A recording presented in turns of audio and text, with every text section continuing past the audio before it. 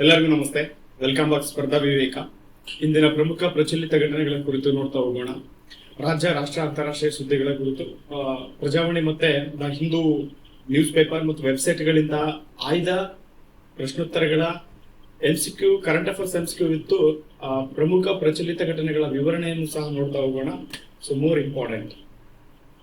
So ಅದಕ್ಕೂ ಮುಂಚೆ ನಮ್ಮ ಬಾಲಯ್ಯ ಕ್ಯಾದಿಗೇರಿ ಸರ್ ಅವರ ಒಂದು ಅದ್ಭುತ ಪುಸ್ತಕ ಸ್ಪರ್ಧಾ ಸಂಚಲನವರ ಪೋಸ್ಟ್ ಎಡಿಷನ್ ಪುಸ್ತಕ ಇದು. UGC, KSET, ನೆಟ್, JRPF ಮತ್ತು PhD ಗೆ ಸಂಬಂಧಪಟ್ಟಂತೆ ಹಲವಾರು ವಿವಿಧ ಸಾಮಾನ್ಯ ಪ್ರವೇಶಕ್ಕಾಗಿ ಅಂತಂದ್ರೆ ವಿವಿಧ ಸ್ನಾತಕೋತ್ತರಗಳ MA ಆಗಿರ್ಬೋದು, MSc ಆಗಿರ್ಬೋದು, MCom ಆಗಿರ್ಬೋದು ಅಥವಾ MCA, MBA ಮುಂತಾದ ಸ್ನಾತಕೋತ್ತರ ಪದವಿ ಪಡೆದವರಿಗೆ ಸಾಮಾನ್ಯ ಪ್ರವೇಶ ಪರೀಕ್ಷೆಗಾಗಿ ಇದು ಅತ್ಯಂತ ಉಪಯುಕ್ತವಾಗಿರ್ತಕ್ಕಂಥ ಪುಸ್ತಕ.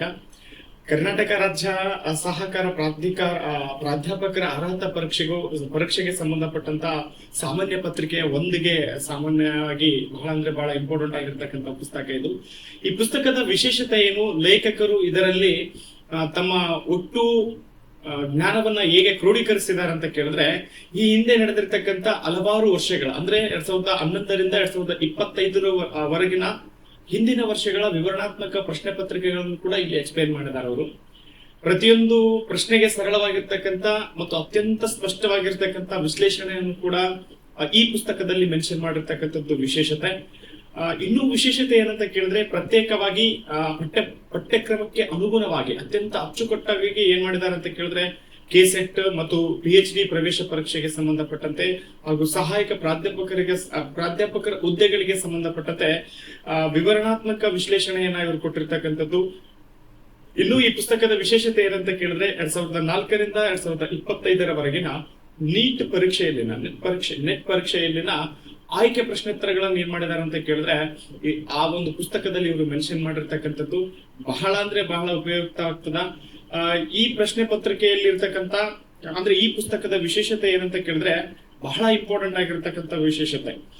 ಹಲವಾರು ವಿವಿಧ ಸ್ನಾತಕೋತ್ತರ ಪದವಿಗಳಿಗಾಗಿ ಸಂಬಂಧಪಟ್ಟಂತೆ ಮತ್ತು KSET ಆಗಿರ್ಬೋದು, ನೆಟ್ ಆಗಿರ್ಬೋದು ಮುಂತಾದ ಪ್ರಶ್ನೆ ಪತ್ರಿಕೆಗಳಿಗೆ ಸಂಬಂಧಪಟ್ಟಂತೆ, ಅರ್ಹತಾ ಪರೀಕ್ಷೆಗಳಿಗೆ ಸಂಬಂಧಪಟ್ಟಂತೆ ಈ ಪುಸ್ತಕವನ್ನ ಲೇಖಕರು ಬಹಳ ಆಸಕ್ತಿ ತೆಗೆದುಕೊಂಡು ಬರೆದಿರ್ತಕ್ಕಂಥದ್ದು. ಅದರಲ್ಲೂ ವಿಶೇಷವಾಗಿ ನಮ್ಮ ಕಲ್ಯಾಣ ಕರ್ನಾಟಕದ ಬರಹಗಾರರು, ಸ್ಪರ್ಧಾತ್ಮಕ ಪರೀಕ್ಷೆಗಳಿಗೆ ಸಂಬಂಧಪಟ್ಟಂತ ಬರಹಗಾರರಾಗಿರ್ತಕ್ಕಂಥ ಬಾಲಯ್ಯ ಕ್ಯಾದಿಗೇರಿ ಅವರು. ಈ ಪುಸ್ತಕ ನಿಮ್ಗೆ ಏನಾದ್ರು ಬೇಕಿದ್ದಲ್ಲಿ ಈ ನಂಬರ್ಗೆ, ಸ್ಲೈಡ್ ಮೇಲೆ ಬರೀತಕ್ಕಂಥ ನಂಬರ್ಗೆ ಏನ್ ಮಾಡಿ ಅಂತಂದ್ರೆ, ಸೊ ಕಾಂಟ್ಯಾಕ್ಟ್ ಮಾಡಿ 9591770610.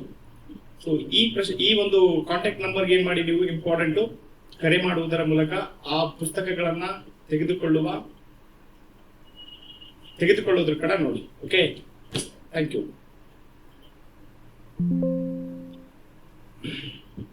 ಇವತ್ತಿನ ಪ್ರಮುಖ ಪ್ರಚಲಿತ ಘಟನೆಗಳ ಕುರಿತು ನೋಡ್ತಾ ಹೋಗೋಣ.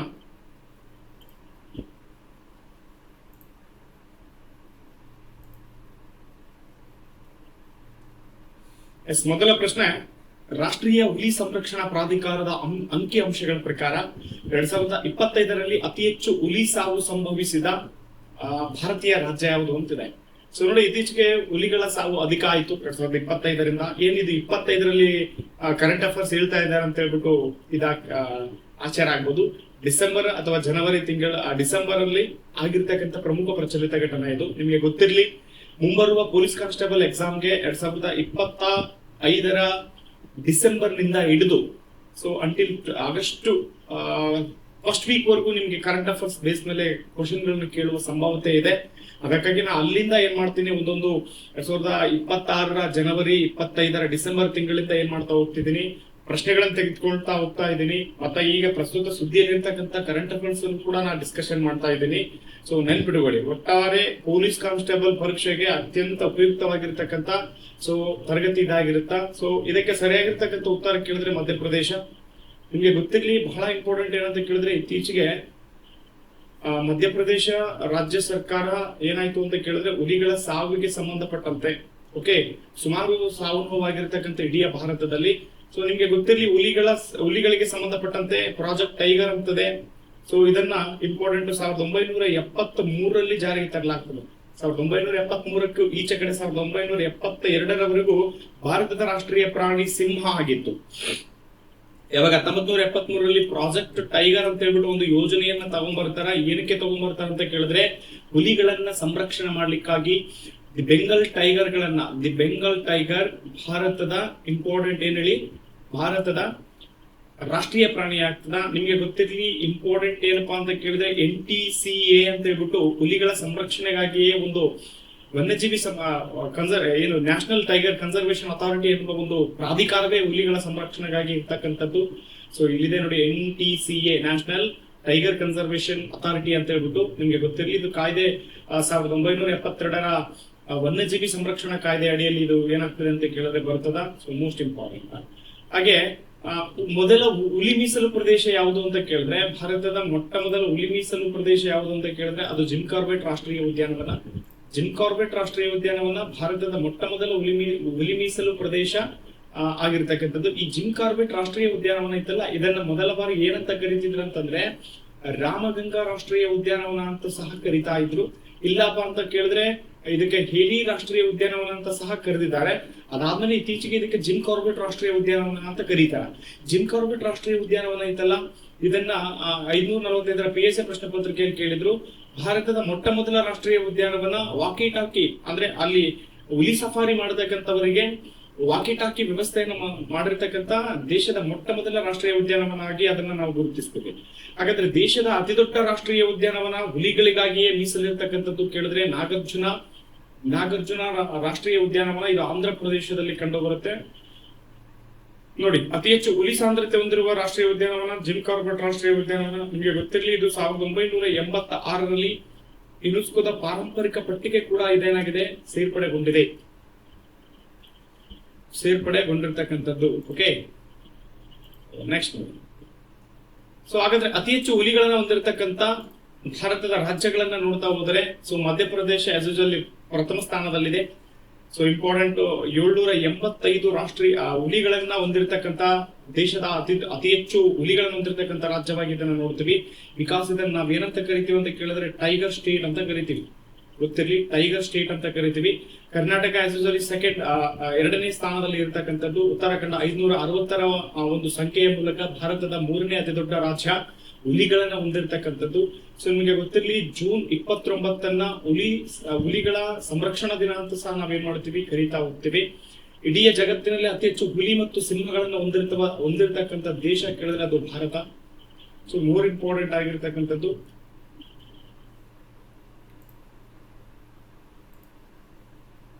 ಹಾಗಾದ್ರೆ ನೆಕ್ಸ್ಟ್ ಕ್ವಶನ್ ನೋಡ್ತಾ ಹೋಗೋಣ. ನೆಕ್ಸ್ಟ್ ಕ್ವಶನ್ ಏನಿದೆ, ನೆಕ್ಸ್ಟ್ ಕ್ವಶನ್ ಬಹಳ ಇಂಪಾರ್ಟೆಂಟ್. ಭಾರತದ ಯಾವ ರಾಜ್ಯವು ಜಿಂದ್ ಸೋನಿಪತ್ ಮಾರ್ಗದಲ್ಲಿ ದೇಶದ ಮೊದಲ ಹೈಡ್ರೋಜನ್ ಚಾಲಿತ ರೈಲನ್ನು ಪ್ರಾರಂಭಿಸಿತು?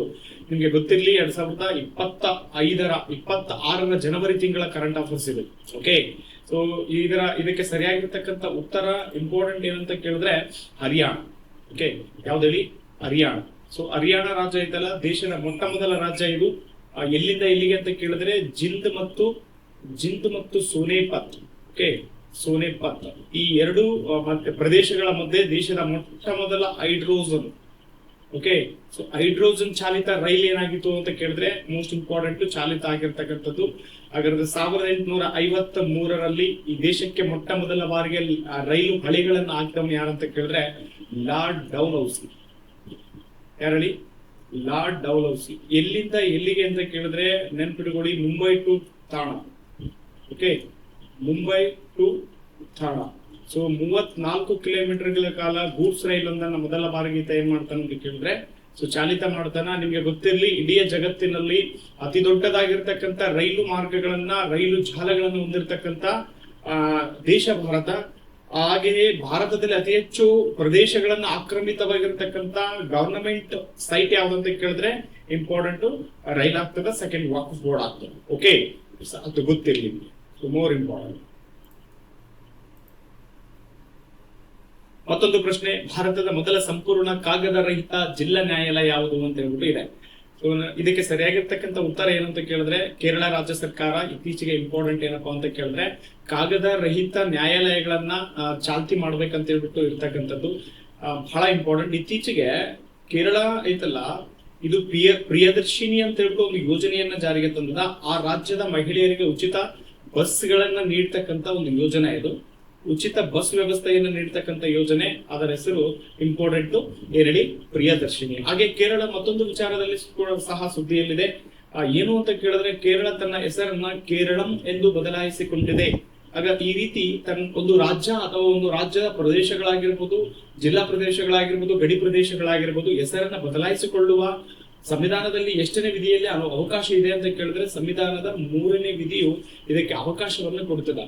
ಹಾಗಾದ್ರೆ ಇದಕ್ಕೆ ಸಂಬಂಧಪಟ್ಟಿರ್ತಕ್ಕಂತೆ ಆ ರಾಜ್ಯದ ರಾಜ್ಯ ಸರ್ಕಾರ ತನ್ನ ವಿಧಾನಸಭೆಯಲ್ಲಿ ಏನ್ ಮಾಡಬೇಕು ಅಂತ ಕೇಳಿದ್ರೆ ಅದನ್ನ ಸರಳ ಬಹುಮತದ ಮೂಲಕ ಕೇಂದ್ರ ಸರ್ಕಾರಕ್ಕೆ ಶಿಫಾರಸು ಮಾಡಬೇಕು. ಕೇಂದ್ರ ಸರ್ಕಾರ ಇದರ ಕುರಿತು ಆಲೋಚನೆ ಮಾಡಿ ತದನಂತರ ಸಂವಿಧಾನದ 3ನೇ ವಿಧಿ ಅನ್ವಯ ಒಂದು ರಾಜ್ಯ, ಒಂದು ಜಿಲ್ಲೆ, ಒಂದು ಗಡಿ ಪ್ರದೇಶಗಳ ಹೆಸರನ್ನ ಬದಲಾಯಿಸ್ತಕ್ಕಂಥದ್ದು. ಓಕೆ, ಇತ್ತೀಚೆಗೆ ಕೇರಳದ ಮುಖ್ಯಮಂತ್ರಿಯಾಗಿ ಸತೀಶನ್ ಆಯ್ಕೆ ಆಗಿದಾರ, ನಿಮ್ಗೆ ಗೊತ್ತಿರ್ಲಿ. ನೂತನ ಕೇರಳದ ಮುಖ್ಯಮಂತ್ರಿಯಾಗಿ ಆಯ್ಕೆ ಆಗಿರ್ತಕ್ಕಂಥದ್ದು. ಸೊ ಇಂಪಾರ್ಟೆಂಟ್ ಆಗಿರ್ತಕ್ಕಂಥ ವಿಚಾರ. ಸೊ ಇತ್ತೀಚೆಗೆ ಸಂಪೂರ್ಣ ಕಾಗದ ರಹಿತ ಜಿಲ್ಲಾ ನ್ಯಾಯಾಲಯವನ್ನು ಹೊಂದಿರತಕ್ಕಂಥ ದೇಶದ ಮೊಟ್ಟ ಮೊದಲ ಒಂದು ರಾಜ್ಯ ಕೇಳಿದ್ರೆ ಅದು ಕೇರಳ.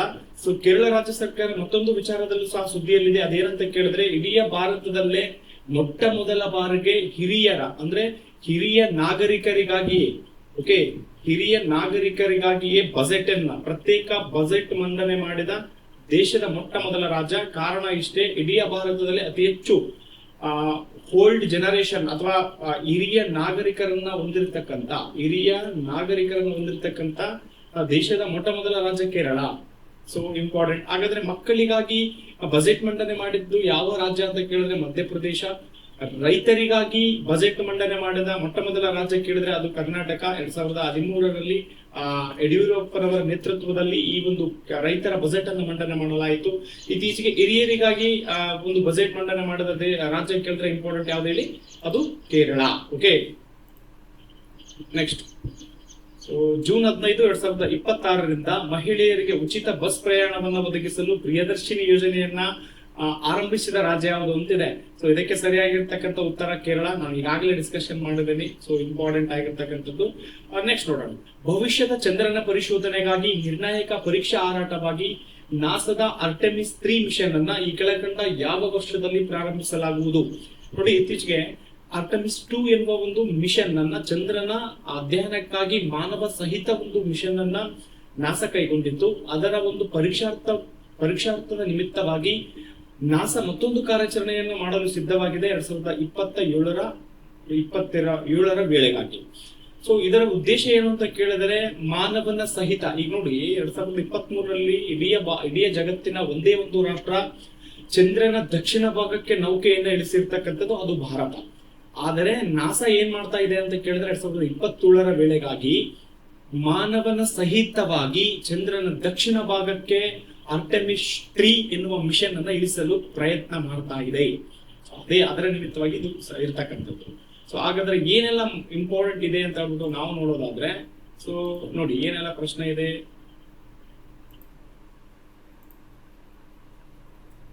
ಆರ್ಟೆಮಿಸ್ 2 ನಾನು ಆಗ್ಲೇ ಹೇಳಿದೆ ನಿಮಗೆ. ಆರ್ಟೆಮಿಸ್ 2 ಐತಲ್ಲ, ಬಹಳ ಇಂಪಾರ್ಟೆಂಟ್ ಇದು ಆರ್ಟೆಮಿಸ್ 2. ಸೊ ಈ ಯಾವ ಒಂದು ಸಂಸ್ಥೆ, ಅಮೆರಿಕದ ನಾಸಾ ಮಹತ್ವಾಕಾಂಕ್ಷೆಯ ಮಾನವನ ಸಹಿತ ಚಂದ್ರಯಾನವನ್ನು ಆರಂಭ ಮಾಡಿತ್ತು. ಸುಮಾರು 50 ವರ್ಷಗಳ ನಂತರ 1972ರಲ್ಲಿ ಅಪೋಲೋ ಎನ್ನುವ ಮಿಷನ್ ಅನ್ನ ಬಳಕೆ ಮಾಡಿ ಮಾನವರನ್ನ ಮತ್ತೆ ಚಂದ್ರನ ಕಕ್ಷೆಗೆ ಕಳುಹಿಸಿದ ಐತಿಹಾಸಿಕ ಸಾಧನೆ ಯಾರು ಮಾಡಿದ್ರು ಅಂತ ಕೇಳಿದ್ರೆ ಸೊ ನಾಸಾ ಕೈಗೊಳ್ತು. ಸೊ ಇದರ ಉದ್ದೇಶ ಏನಂತ ಕೇಳಿದ್ರೆ ಮಾನವನ ಮರುಪ್ರಯಾಣ, ಚಂದ್ರನ ಮೇಲ್ಮೈಗೆ ಮನುಷ್ಯರನ್ನು ಇಳಿಸುವ ಒಂದು ಅತಿ ದೊಡ್ಡದಾಗಿರ್ತಕ್ಕಂಥ ಪರೀಕ್ಷೆ ಇದಾಗಿರ್ತಕ್ಕಂಥದ್ದು. Okay, so important. ನೆಕ್ಸ್ಟ್ ನೋಡಿ, ಇದರಲ್ಲಿ ಭಾಗವಹಿಸಿದವರು ಯಾರ್ಯಾರು ಅಂತ ಹೇಳ್ಬಿಟ್ಟು ನಾವು ನೋಡೋದಾದ್ರೆ, ಸೊ ಇದರಲ್ಲಿ ಯಾರೆಲ್ಲ ಭಾಗವಹಿಸಿದ್ರು ಅಂದ್ರೆ ಯಾವೆಲ್ಲ ನೌಕೆಯಾನಿಗಳು ನೋಡಿ. ರಿಕ್ ವೈಸ್ಮ್ಯಾನ್ ಅಂತ ಬರ್ತಾರೆ, ಸೊ ವಿಕ್ಟರ್ ಗ್ಲೋವರ್ ಅಂತ ಬರ್ತಾರೆ, ಕ್ರಿಸ್ಟಿಯನ್ ಕೋಚ್ ಅಂತ ಬರ್ತಾರೆ, ಜೆರಿಮಿ ಹ್ಯಾನ್ಸನ್ ಅಂತ ಬರ್ತಾರೆ. ಇವರು 4 ಜನ ಇಂಪಾರ್ಟೆಂಟ್ ಈ ಒಂದು ಯಾನದಲ್ಲಿ ಭಾಗವಹಿಸಿರ್ತಕ್ಕಂಥದ್ದು. ಅದರಲ್ಲಿ ವಿಶೇಷವಾಗಿ ಮಹಿಳಾ ಯಾನ ಕ್ರಿಶ್ಚಿಯನ್ ಕೋಚ್ ಇದಾರಲ್ಲ ಇವರು ಇಂಪಾರ್ಟೆಂಟ್ ಮೊದಲ ಮಹಿಳಾ ಗಗನಯಾತ್ರಿ. ಸೊ ನಾನು ಆಗ್ಲೇ ಹೇಳಿದೆ ನಿಮಗೆ ಭವಿಷ್ಯದ ಗುರಿ ಏನಾಗಿರ್ಬೋದು ಅಂತ ಕೇಳಿದ್ರೆ ಆರ್ಟೆಮಿಸ್ 2 ಯಶಸ್ವಿ ಆದ ನಂತರ ಮುಂದಿನ ಹಂತದಲ್ಲಿ ಆರ್ಟೆಮಿಸ್ 3 ಎನ್ನುವ ಒಂದು ಯೋಜನೆಯ ಮೂಲಕ ಮನುಷ್ಯರನ್ನ ನೇರವಾಗಿ ಚಂದ್ರನ ದಕ್ಷಿಣ ಧ್ರುವದ ಮೇಲೆ ಇಳಿಸುವ ನಾಸದ ಯೋಜನೆಯಾಗಿದೆ. ನಾನು ಆಗ್ಲೇ ಹೇಳಿದೆ ನಿಮಗೆ ಬಹಳ ಇಂಪಾರ್ಟೆಂಟ್ ಇವೆಲ್ಲ, ಖಂಡಿತ ಎಕ್ಸಾಮ್ಗೆ ಕೇಳ್ತಾನ. ಸೊ ನೋಡಿ ನೆಕ್ಸ್ಟ್ ಯಾವ್ದಿದೆ ಪ್ರಶ್ನೆ. ಸೊ ಯಾವ ರಾಜ್ಯ ಪೊಲೀಸರು ಆಪರೇಷನ್ ಮಿಲಾಪ ಅನ್ನುವ ಕಾರ್ಯಾಚರಣೆ ಮಾಡುವುದರ ಮೂಲಕ ತಿಂಗಳಲ್ಲಿ ಕಳೆದು ಹೋಗಿರ್ತಕ್ಕಂಥ 1480 ಜನರನ್ನ ಪತ್ತೆ ಹಚ್ಚಿದರು? ಸೊ ಇದಕ್ಕೆ ಸರಿಯಾಗಿರ್ತಕ್ಕಂಥ ಉತ್ತರ ಮಧ್ಯಪ್ರದೇಶ ರಾಜ್ಯ ಸರ್ಕಾರ ಮಿಲಾಪ ಎನ್ನುವ ಒಂದು ಯೋಜನೆಯನ್ನ ಜಾರಿಗೆ ತಗೊಂಡಿಲ್ಲ. ಸೊ ಮಿಲಾಪ ಎನ್ನುವ ಯೋಜನೆಯನ್ನ ಜಾರಿಗೆ ತರುವುದರ ಮೂಲಕ ಸೊ ನೋಡಿ ಪೊಲೀಸ್ ಇಲಾಖೆಗೆ ಸಂಬಂಧಪಟ್ಟಿರ್ತಕ್ಕಂಥದ್ದು ಅರ್ಥ ಆಯ್ತಾ. ಸೊ ಮಧ್ಯಪ್ರದೇಶ ರಾಜ್ಯ ಸರ್ಕಾರ ಕಳೆದು ಹೋಗಿರ್ತಕ್ಕಂಥ 1470 ಜನರನ್ನ ಯಾವ ಯೋಜನೆಯ ಮೂಲಕ, ಯಾವ ಕಾರ್ಯಾಚರಣೆಯ ಮೂಲಕ ಅಂತ ಕೇಳಿದ್ರೆ ಮಿಲಾಪ ಎನ್ನುವ ಕಾರ್ಯಾಚರಣೆ ಮಾಡುವುದರ ಮೂಲಕ ಪತ್ತೆ ಹಚ್ಚಿರ್ತಕ್ಕಂಥದ್ದು ವಿಶೇಷತೆ. ಯಾವ ರಾಜ್ಯ ಅಂತ ಕೇಳಿದ್ರೆ ಅದು ಮಧ್ಯಪ್ರದೇಶ. ಗೊತ್ತಿರ್ಬೇಕಾದ್ರೆ ನೆಕ್ಸ್ಟ್ ನೋಡ್ತಾ ಹೋಗೋಣ.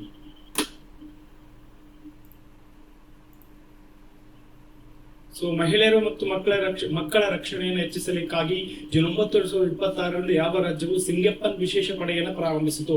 ಸೊ ನೋಡಿ, ಈಗ ಕರ್ನಾಟಕ ರಾಜ್ಯ ಸರ್ಕಾರದಲ್ಲಿ ಮಹಿಳೆ ಮತ್ತು ಮಕ್ಕಳ ಸಂರಕ್ಷಣೆಗಾಗಿ ಪೊಲೀಸ್ ಇಲಾಖೆಯು ಯಾವ ರೀತಿ ಓಬವ್ವ ಪಡೆ, ಹೊಯ್ಸಳ ಪಡೆ, ಹಕ್ಕ ಪಡೆ ಈ ರೀತಿ ಏನು ವಿವಿಧ ರೀತಿಯ ವಿಂಗ್ಗಳನ್ನು ಆರಂಭಿಸಿದಾರಲ್ಲ ಅದೇ ರೀತಿ ಇತ್ತೀಚೆಗೆ ತಮಿಳುನಾಡು ರಾಜ್ಯ ಸರ್ಕಾರ ಒಂದು ಯೋಜನೆಯನ್ನ ಜಾರಿಗೆ ತಗೊಂಡ್ಬಂದದ. ಆ ಯೋಜನೆ ಹೆಸರು ಅಂತ ಕೇಳಿದ್ರೆ ಸಿಂಗಪ್ಪನ್ ಅಂತ ಹೇಳ್ಬಿಟ್ಟು ನಿಮಗೆ ಗೊತ್ತಿರ್ಲಿ. ಸಿಂಗಪ್ಪನ್ ಎನ್ನುವ ಒಂದು ವಿಶೇಷ ಪೊಲೀಸ್ ಪಡೆ ಮಾಡುವುದರ ಮೂಲಕ ತಮಿಳುನಾಡು ರಾಜ್ಯ ಸರ್ಕಾರ ಏನ್ ಮಾಡ್ತಾ ಇದೆ ಅಂತ ಕೇಳಿದ್ರೆ ಮಹಿಳಾ ಮತ್ತು ಮಕ್ಕಳ ಸಂರಕ್ಷಣೆಗಾಗಿ, ಸೊ ಮಹಿಳಾ ಮತ್ತು ಮಕ್ಕಳ ಸಂರಕ್ಷಣೆಗಾಗಿ ಸೊ ಒಂದು ಯೋಜನೆಯನ್ನು ಜಾರಿಗೆ ತಗೊಂಡ್ಬಂದ ಪೊಲೀಸ್ ಇಲಾಖೆ ಸಿಂಗಪ್ಪನ್ ಅಂತ ಹೇಳ್ಬಿಟ್ಟು.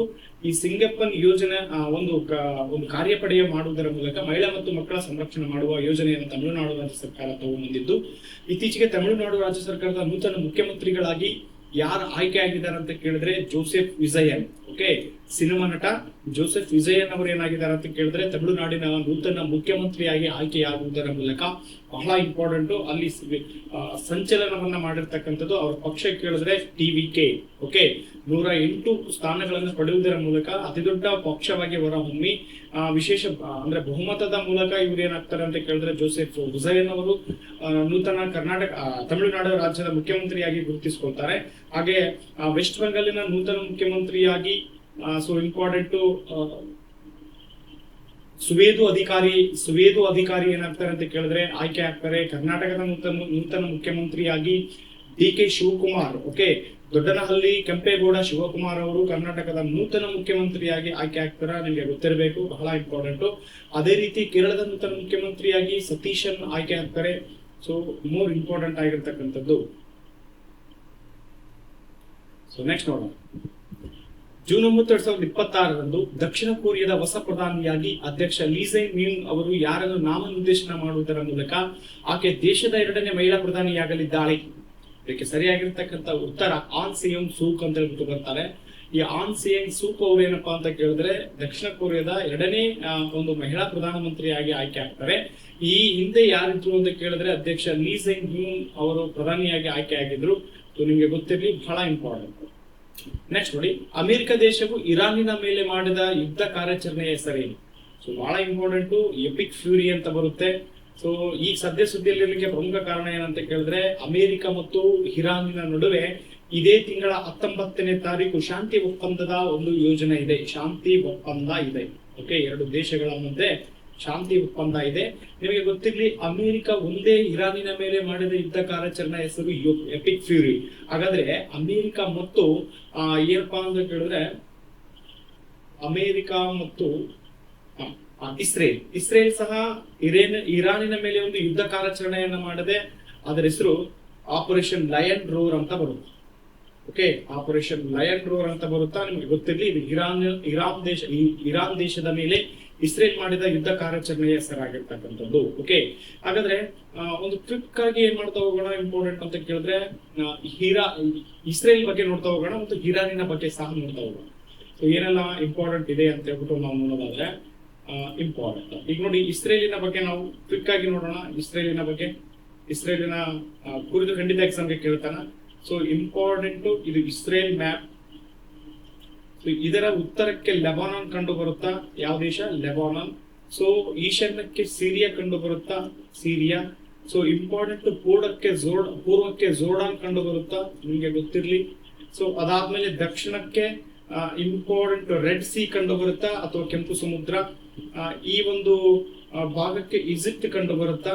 ಓಕೆ, ನೈಋತ್ಯಕ್ಕೆ ಈಜಿಪ್ಟ್ ಕಂಡು ಬಂದ್ರೆ ಇದರ ಪಶ್ಚಿಮಕ್ಕೆ ನೆನಪಿಟ್ಟುಕೊಳ್ಳಿ. ಸೊ ಇಂಪಾರ್ಟೆಂಟ್ ಇದೆಲ್ಲವೂ ಮೆಡಿಟೇರಿಯನ್ ಸಮುದ್ರ. ಎರಡಿ ಮೆಡಿಟೇರಿಯನ್ ಸಮುದ್ರ. ಓಕೆ, ಸೊ ಇದರ ಮೇಲೆ ಪ್ರಶ್ನೆಗಳು ಏನೆಲ್ಲ ಆಗಿವೆ ಅನ್ನೋದ್ರ ಬಗ್ಗೆ ನಾವು ನೋಡೋದಾದ್ರೆ ನಿಮ್ಗೆ ಗೊತ್ತಿರ್ಲಿ ಈ ಕುರಿತು ಎಕ್ಸಾಮ್ ಏನೆಲ್ಲ ಕೇಳಿದಾನ ಅಂತ ಕೇಳಿದ್ರೆ, ಸೊ ಮೆಡಿಟೇರಿಯನ್ ಸಮುದ್ರ ಮತ್ತು ರೆಡ್ ಸಿ ಸಮುದ್ರ, ಈ ಒಂದು ಸಮುದ್ರವನ್ನ ಸಂಧಿಸುವ ಕಾಲುವೆ ಯಾವ್ದಂತ ಕೇಳ್ತಾನ? ಈಜಿಪ್ಟ್ ಅಲ್ಲಿ ಕಂಡು ಬರತಕ್ಕಂಥ ಸುಯೇಜ್ ಕಾಲುವೆ. ಓಕೆ, ಸುಯೇಜ್ ಕಾಲುವೆ. ಸೊ ಜೋರ್ಡನ್ ಐತಲ್ಲ, ಇಂಪಾರ್ಟೆಂಟ್ ರೀ, ಇಸ್ರೇಲಿನ ಜೀವ ನದಿ ಇದು. ಓಕೆ, ಜೀವ ನದಿ ಪೂರ್ವಕ್ಕೆ ಕಂಡು ಬರುತ್ತಾ. ಈ ಜೋರ್ಡನಿನ ಸಮೀಪದಲ್ಲೇ ಬೆತ್ಲಹೇಮ್ ಅಂತ ಹೇಳ್ಬಿಟ್ಟು ಒಂದು ಸ್ಥಳ ಕಂಡು ಬರುತ್ತಾ, ಬೆತ್ಲಹೇಮ್.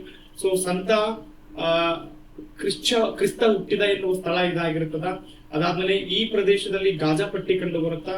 ಗಾಜಾಪಟ್ಟಿ ಇದು ಹಮಾಸ್ ಉಗ್ರ ಸಂಘಟನೆಯ ಕೇಂದ್ರ ಕಚೇರಿಯಾಗಿರ್ತಕ್ಕಂಥದ್ದು. ಹಮಾಸ್ ಉಗ್ರ ಸಂಘಟನೆ ಅಂತಂದ್ರೆ ಪ್ರತ್ಯೇಕ ಪ್ಯಾಲೆಸ್ತೈನ್ನ ಒಂದು ಹೋರಾಟದಲ್ಲಿ ಭಾಗವಹಿಸ್ತಕ್ಕಂಥ ಉಗ್ರ ಸಂಘಟನೆ ಇದಾಗಿರುತ್ತಾ. ಲೆಬನಾನ್ ನಲ್ಲಿ ಹಿಜ್ಬುಲ್ಲಾಗಳು ಕಂಡು ಬರ್ತಾರ. ಸೊ ಮೋರ್ ಇಂಪಾರ್ಟೆಂಟ್ ಆಗಿರ್ತಕ್ಕಂಥದ್ದು. ಸೊ ಜೋರ್ಡನ್ ಇಸ್ರೇಲಿನ ಜೀವ ನದಿಯಾಗಿ ನಾವು ಗುರುತಿಸ್ತೀವಿ. ಓಕೆ, ಅದಾದ್ಮೇಲೆ ಬೆತ್ಲೆಹೇಮ್ ಸಮೀಪನೇ ಏನಾಗ್ತದೆ ಅಂತ ಕೇಳಿದ್ರೆ ಜೆರುಸಲೇಂ ಕಂಡು ಬರುತ್ತೆ. ಜೆರುಸಲೇಂ ಇಂಪಾರ್ಟೆಂಟ್ ಇಸ್ರೇಲಿನ ಏನೇಳಿ ಒಂದು ಒಂದು ಕೇಂದ್ರ ಕಚೇರಿ ಅಥವಾ ಹೆಡ್ ಕ್ವಾರ್ಟರ್ ಅಂತ ಹೇಳ್ಬಿಟ್ಟು ನಾವೇನ್ ಮಾಡ್ತೀವಿ ಅದನ್ನ ಕರಿತಾ ಹೋಗ್ತೀವಿ. ಹಾಗಾದ್ರೆ ಇರಾನಿನ ಕುರಿತು ಸಹ ನೋಡ್ಬೇಕು. ಇರಾನ್ ಬಹಳ ಇಂಪಾರ್ಟೆಂಟ್. ಇರಾನಿನ ಸುತ್ತಲೂ ಇರತಕ್ಕಂಥ ದೇಶಗಳ ಬಗ್ಗೆ ನಾವು ಎಕ್ಸ್ಪ್ಲೈನ್ ಮಾಡ್ತಾ ಹೋಗ್ಬೇಕಾಗ್ತದೆ. ಸೊ ಏನೆಲ್ಲ ಇದೆ ಅಂತ ಹೇಳ್ಬಿಟ್ಟು ನಾವು ನೋಡೋದಾದ್ರೆ, ಸೊ ಇದು ಹಿರಾನ್. ಸೊ ಇದೇನಡಿ ಹಿರಾನ್. ಸೊ ಹಿರಾನಿನ ಉತ್ತರಕ್ಕೆ ಕ್ಯಾಸ್ಪಿಯನ್ ಸಮುದ್ರ ಕಂಡು ಬರುತ್ತೆ. ಹೇಳಿ, ಕ್ಯಾಸ್ಪಿಯನ್ ಸಮುದ್ರ ಕಂಡು ಬರುತ್ತೆ. ಸೊ ಇಂಪಾರ್ಟೆಂಟ್ ಇದಕ್ಕೆ ತುರ್ಕಮೆನಿಸ್ತಾನ ಕಂಡು ಬರುತ್ತೆ. ತುರ್ಕಮೆನಿಸ್ತಾನ, ಪೂರ್ವಕ್ಕೆ ಅಫ್ಘಾನಿಸ್ತಾನ. ಸೊ ನಿಮ್ಗೆ ಗೊತ್ತಿರ್ಲಿ, ಪೂರ್ವಕ್ಕೆ ಅಫ್ಘಾನಿಸ್ತಾನ, ಆಗ್ನೇಯಕ್ಕೆ ಪಾಕಿಸ್ತಾನ, ದಕ್ಷಿಣಕ್ಕೆ ನೆನಪಿಟ್ಟುಕೊಳ್ಳಿ ಒಮೆನ್ ಕೊಲ್ಲಿ. ಸೊ ಅದಾದ್ಮೇಲೆ ಇಂಪಾರ್ಟೆಂಟು ನೈಋತ್ಯಕ್ಕೆ ಪರ್ಷಿಯನ್ ಕೊಲ್ಲಿ. ಇವೆರಡುಗಳ ಮಧ್ಯೆ ಆರ್ಮುಜಾ ಜಲಸಂಧಿ. ನಿಮ್ಗೆ ಗೊತ್ತಿರಬೇಕು, ಬಹಳ ಇಂಪಾರ್ಟೆಂಟ್. ಇರಾನಿನ ಪಶ್ಚಿಮಕ್ಕೆ ಇರಾಕ್ ಕಂಡು ಬರುತ್ತಾ. ಇರಾನ್ ಜೊತೆಗೆ ಅತಿ ದೊಡ್ಡದಾಗಿರ್ತಕ್ಕಂಥ ಭೂಗಡಿ ಪ್ರದೇಶವನ್ನ ಹೊಂದಿರತಕ್ಕಂಥ ದೇಶ ಯಾವುದು ಅಂತ ಕೇಳ್ತಾನ, ಅದು ಇರಾಕ್. ಅದಾದ್ಮೇಲೆ ಅಜರ್ಬೈಜಾನ್ ಕಂಡು ಬರುತ್ತಾ. ಅದಾದ್ಮೇಲೆ ಇಂಪಾರ್ಟೆಂಟ್ ಅರ್ಮೇನಿಯಾ ಕಂಡು ಬರುತ್ತೆ. ಇಷ್ಟು ಇರಾನಿನ ಸುತ್ತಲೂ ಇರತಕ್ಕಂತ ಒಂದು ದೇಶಗಳು. ಇವುಗಳ ಮೇಲೆ ಕೂಡ ಪ್ರಶ್ನೆ ಆಗ್ತದೆ. ಅರ್ಥ ಆಗ್ತದ ಏನಕ್ಕೆ ಅಂತ ಕೇಳಿದ್ರೆ, ಇತ್ತೀಚೆಗೆ ಇಸ್ರೇಲ್ ಮತ್ತು ಅಮೆರಿಕ ಜಂಟಿಯಾಗಿ ಇರಾನಿನ ಮೇಲೆ ಯುದ್ಧ ಕಾರ್ಯಾಚರಣೆ ಮಾಡಿರ್ತಕ್ಕಂಥದ್ದು. ಅವುಗಳ ಹೆಸರು ಅಮೆರಿಕ ಪ್ರತ್ಯೇಕವಾಗಿ ಎಪಿಕ್ಯೂರಿ ಅನ್ನೋ ಒಂದು ಕಾರ್ಯಾಚರಣೆ ಮಾಡಿದ್ರೆ, ಇಸ್ರೇಲ್ ಇಂಪಾರ್ಟೆಂಟ್ ಆಪರೇಷನ್ ಲಯನ್ ರೋರ್ ಅಂತ ಹೇಳ್ಬಿಟ್ಟು ಮಾಡ್ತು. ಈಗ ನಾನು ಎಕ್ಸ್ಪ್ಲೈನ್ ಮಾಡಿದ್ದೀನಿ ಇಸ್ರೇಲಿನ ಸುತ್ತಲೂ ಇರತಕ್ಕಂಥ ಗಡಿ ಪ್ರದೇಶಗಳು, ಹಾಗೆ ಇರಾನಿನ ಸುತ್ತಲೂ ಇರತಕ್ಕಂಥ ಗಡಿ ಪ್ರದೇಶಗಳ ಕುರಿತು ಎಕ್ಸ್ಪ್ಲೈನ್ ಮಾಡಿದ್ದೀನಿ. ಸೊ ಇಂಪಾರ್ಟೆಂಟ್ ಆಗಿರ್ತಕ್ಕಂಥದ್ದು. ಸೊ ಏನಕ್ಕೆ ಈ ಸದ್ಯ ಸುದ್ದಿಯಲ್ಲಿದೆ ಅಂತಂದ್ರೆ, ಯುದ್ಧ ಅಂತ್ಯದಲ್ಲಿದೆ. ಇದೇ ತಿಂಗಳ 19ನೇ ತಾರೀಕು ಶಾಂತಿ ಒಪ್ಪಂದ ಇರತಕ್ಕಂಥದ್ದು ಬಹಳ ಇಂಪಾರ್ಟೆಂಟ್. ಓಕೆ, ನೆಕ್ಸ್ಟ್ ನೋಡಿ, ಆಯ್ತಾ, ಅದೇ ಎಕ್ಸ್ಪ್ಲೇನ್ ಮಾಡಿದ್ದೀನಿ. ನೆಕ್ಸ್ಟ್, ಇತ್ತೀಚೆಗೆ ಪ್ರಧಾನಿ ನರೇಂದ್ರ ಮೋದಿ ಅವರು ಈ ಕೆಳಕಂಡ ಯಾವ ದೇಶದ ಅತ್ಯುನ್ನತ ನಾಗರಿಕ ಶಾಂತಿ ಪ್ರಶಸ್ತಿಯನ್ನು ಪಡೆಯುವುದರ ಮೂಲಕ ಅವರು ಒಟ್ಟಾರೆ 33ನೇ ಅಂತಾರಾಷ್ಟ್ರೀಯ ಗೌರವಕ್ಕೆ ಪಾತ್ರರಾಗಿದ್ದಾರೆ. ಸೊ ಇದಕ್ಕೆ ಸರಿಯಾಗಿರ್ತಕ್ಕಂಥ ಉತ್ತರ ಸ್ಲೋವೇಕಿಯಾ. ಈ ಸ್ಲೋವೇಕಿಯಾ ದೇಶ ತನ್ನ ದೇಶದ ಅತ್ಯುನ್ನತ ನಾಗರಿಕ ಪ್ರಶಸ್ತಿ ಆಗಿರ್ತಕ್ಕಂಥ so order of the white double cross ಎನ್ನುವ ಒಂದು ಪ್ರಶಸ್ತಿಯನ್ನು ಕೊಡುವುದರ ಮೂಲಕ ನೆನಪಿಟ್ಟುಕೊಳ್ಳಿ, ಆ ದೇಶದ ಅತ್ಯುನ್ನತ ನಾಗರಿಕ ಪ್ರಶಸ್ತಿಯನ್ನ ನರೇಂದ್ರ ಮೋದಿ ಅವರಿಗೆ ನೀಡಿ ಗೌರವಿಸಲಾಗಿದೆ. ಆಗ ಈ ಮೂಲಕ ಇವರ 33ನೇ ಒಂದು ಏನಾಗ್ತದೆ ಅಂತ ಕೇಳಿದ್ರೆ ಅದು ಗರಿ ಆಗ್ತದೆ. 33ನೇ ಅಂತಾರಾಷ್ಟ್ರೀಯ ಪ್ರಶಸ್ತಿ ಆಗ್ತದೆ. 33ನೇದು ಯಾರು ಕೊಟ್ಟರು ಅಂತ ಕೇಳಿದ್ರೆ ಇಂಪಾರ್ಟೆಂಟು ಯಾರು ಹೇಳಿ, ಸ್ಲೋವೇಕಿಯಾ ದೇಶದ ಅಧ್ಯಕ್ಷನಾಗಿರ್ತಕ್ಕಂಥ ಸೊ ಇಂಪಾರ್ಟೆಂಟ್. ಅಧ್ಯಕ್ಷ ಪೀಟರ್ ಪೆಲಿಗ್ರಿನ್ ಅವ್ರು ಏನ್ ಮಾಡ್ತಾರೆ, ಈ ಪ್ರಶಸ್ತಿ ನೀಡಿ ಗೌರವಿಸಲ್ಲ. ಆ ಪ್ರಶಸ್ತಿ ಹೆಸರು order of the white double cross ಅಂತ ಹೇಳ್ಬಿಟ್ಟು.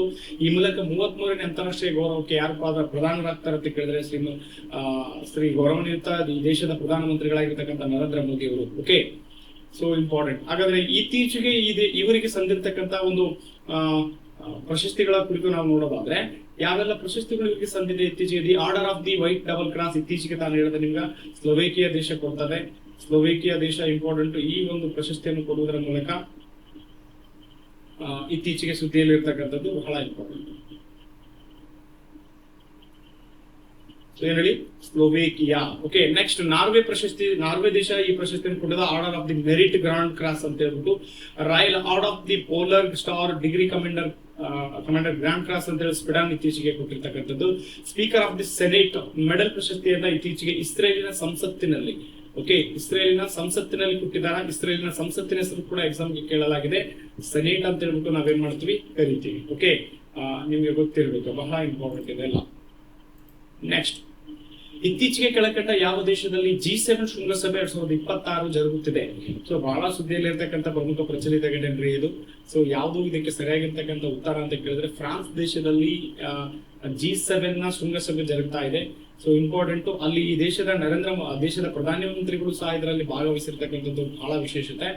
So important. ಹಾಗಾದ್ರೆ G7 ಯಾವಾಗ ಸ್ಥಾಪನೆ ಆಯಿತು ಅಂತ ನಾವು ನೋಡೋದಾದ್ರೆ G7 ಸ್ಥಾಪನೆ ಆಗಿದ್ದು 1975ಕ್ಕೆ. ಓಕೆ, ಯಾವಾಗ 1975.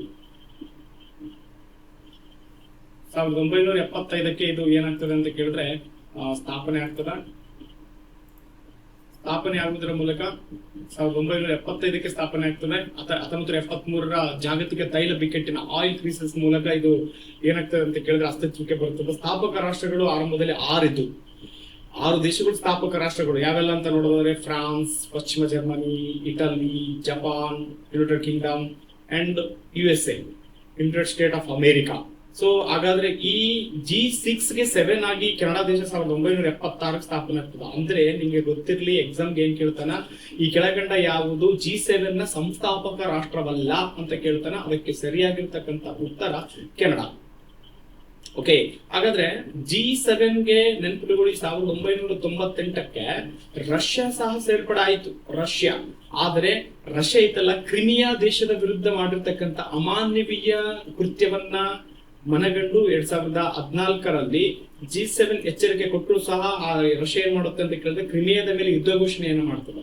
ಸೊ ಅವಾಗ 2014ರಲ್ಲಿ G7 ಸಂಘಟನೆಯಲ್ಲಿ ರಷ್ಯಾ ದೇಶವನ್ನ ಹೊರಗಿಡಲಾಯಿತು. ಸೊ ಇಲ್ಲಿದೆ ನೋಡಿ, 1998ಕ್ಕೆ ರಷ್ಯಾ ಸೇರ್ಪಡೆಗೊಂಡು G8 ಆಗ್ತದೆ. 2014ರಲ್ಲಿ ರಷ್ಯಾ ದೇಶ ಉಕ್ರೇನ್ನ ಕ್ರಿಮಿಯಾ ಪ್ರಾಂತ್ಯವನ್ನು ಬಲವಂತವಾಗಿ ವಶಪಡಿಸಿಕೊಳ್ಳುವುದರ ಮೂಲಕ ಈ ಒಕ್ಕೂಟದಿಂದ ಅದನ್ನ ಹೊರಹಾಕಲಾಯಿತು. ಓಕೆ, ಯಾವುದನ್ನ? ಸೊ ಇಂಪಾರ್ಟೆಂಟ್, ರಷ್ಯಾ ದೇಶ. ಸೊ ಹಾಗಾದ್ರೆ ಯಾವೆಲ್ಲ ದೇಶಗಳು ಕಂಡು ಬರ್ತಾವ ನೋಡೋದಾದ್ರೆ ನೆನ್ಪಿಟ್ಕೊಳ್ಳಿ. ಸೊ ನೆನಪು ಟ್ರಿಕ್, ಜ್ಯೂಸ್ ವಿತ್ GF ಅಂತಿದೆ. ಗರ್ಲ್ ಫ್ರೆಂಡ್ ಅಂತ ಅನ್ಕೊಳ್ಳಿ, ಏನಾದ್ರು ಅನ್ಕೊಳ್ಳಿ, ಗುಡ್ ಫ್ರೆಂಡ್ ಅಂತಂದ್ರು ಅನ್ಕೊಳ್ಳಿ. ಸೊ ಇಂಪಾರ್ಟೆಂಟ್ ಏನಪ್ಪಾ ಅಂತ ಕೇಳಿದ್ರೆ G7 ರಾಷ್ಟ್ರಗಳನ್ನ ಏನ್ ಹೇಳಿ, G7 ರಾಷ್ಟ್ರಗಳನ್ನ ನೆನಪಿಟ್ಕೊಳ್ಳುವ ಒಂದು ಸಾಮಾನ್ಯ ಟ್ರಿಕ್ ಇದು. ಏನು ಅಂತ ಕೇಳಿದ್ರೆ ಜ್ಯೂಸ್ ವಿತ್ ಗರ್ಲ್ ಫ್ರೆಂಡ್. ಏನ್ J ಅಂತಂದ್ರೆ ಜಪಾನ್, U ಅಂದ್ರೆ USA, I ಅಂದ್ರೆ ಇಟಲಿ, C ಅಂದ್ರೆ ಕೆನಡಾ. ಕೆನಡಾ ನಿಮಗೆ ಗೊತ್ತಿರಬೇಕು. ಇದು ಯಾವಾಗ ಸೇರ್ಪಡೆಗೊಳ್ತದೆ? 1976ಕ್ಕೆ ಸೇರ್ಪಡೆಗೊಳ್ತದೆ. ಈ ಮೂಲಕ ಕೆನಡಾ ಐತಲ್ಲ, ಇದು ಸಂಸ್ಥಾಪಕ ರಾಷ್ಟ್ರವಲ್ಲ. ಆಲ್ಸೋ E ಅಂತಿದೆ, ಯುರೋಪಿಯನ್ ಯೂನಿಯನ್. ಇದರಲ್ಲಿ ಒಂದು ಸಂಘಟನೆ, ವಿಶೇಷ ಸದಸ್ಯ ಸಂಘಟನೆ ಸಹ ಇರ್ತಕ್ಕಂಥದ್ದು. ಅದಾದ್ರೆ G ಅಂದ್ರೆ ಜರ್ಮನಿ, F ಅಂದ್ರೆ France. Okay, so more important.